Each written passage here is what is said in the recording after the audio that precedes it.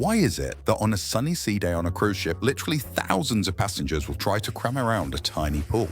You'd have thought that cruise lines would have realized by now that most people will want to congregate around a swimming pool on holiday, yet they still insist on fitting one that's minuscule, especially when you consider that thousands of people are probably going to want to use it. So what's going on?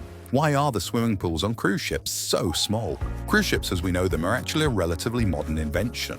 They evolved when commercial aviation rendered the old ocean liners obsolete practically overnight. Demand for passenger transportation by sea plummeted, so the liner companies were forced to adapt their business model, attracting people that were wanting to travel for pleasure rather than purely as a way of getting from A to B. Those liners may have had the odd indoor pool for first-class passengers to relax while crossing the cold waters of the North Atlantic, but when they evolved into cruise ships, suddenly it was a different story. With the disappearance of the class system, everyone had equal access to the open-deck areas, which proved particularly attractive as ships began cruising to hot, exotic locations. Operators soon realized that in order to run a successful business, they needed to make the onboard experience more pleasurable than their competition, and what better way than by adding luxurious swimming pools on the open decks to let overheating passengers keep cool.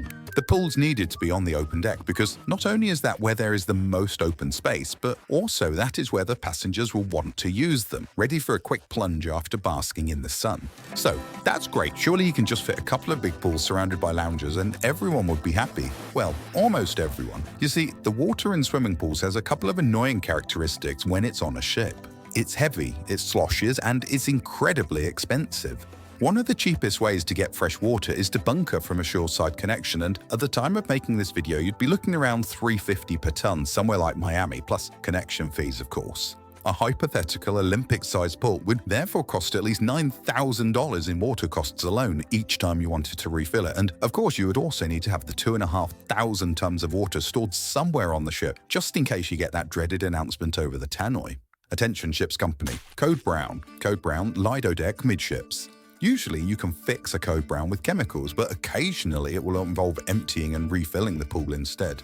Anyway, if we consider that an Olympic pool contains around 2,500 tons of water, it leads us straight onto the next issue.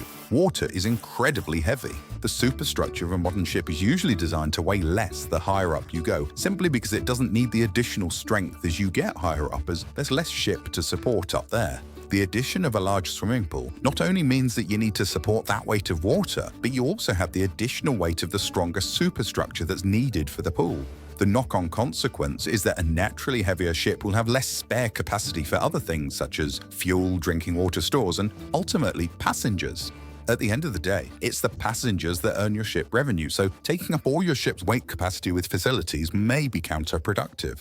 Of course, the weight argument is compounded by the fact that it would be high up on the vessel.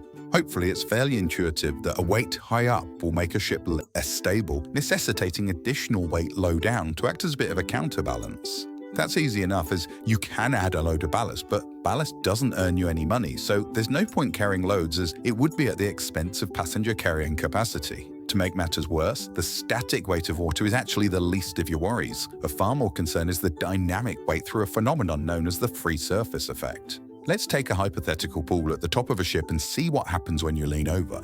Obviously, a load of it is going to flow out and ideally straight over the side. That's actually one of the advantages of having pools on the open deck, but look at what's left in the pool. You've now actually got a wedge of water with its center of gravity shifted towards the low side of the vessel, effectively making the leaning even worse than it was before. The wider the pool, the further out that wedge will be and the worse the effect. You can counter it with additional ballast down low in the ship, factoring in the potential shift in the water, but again, it involves you adding more ballast, potentially at the expense of fee-paying passengers. As you can see, a large pool can quickly become a massive issue on a cruise ship, potentially needing significant quantities of ballast to counter.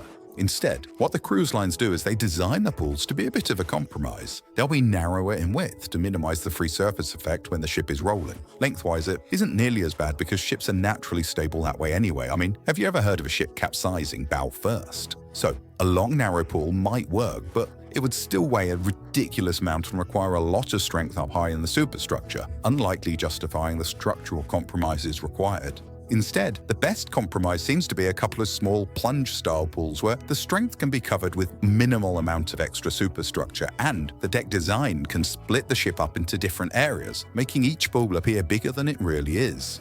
In one sense, it looks like there are only a few tiny pools on the upper deck, but clever design can make them feel bigger without compromising too much on strength, weight, and stability. Having shallower areas out to the sides adds a lot of space for paddling and children to play without adding significantly to the depth.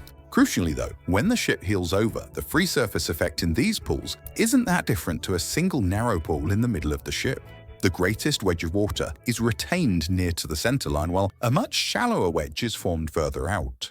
If you need a deeper pool, maybe for acrobatics or something, again, we can think carefully about where it could be designed. You want to restrict the overall size to minimize the weight, and restrict the width in particular to minimize the free surface effect.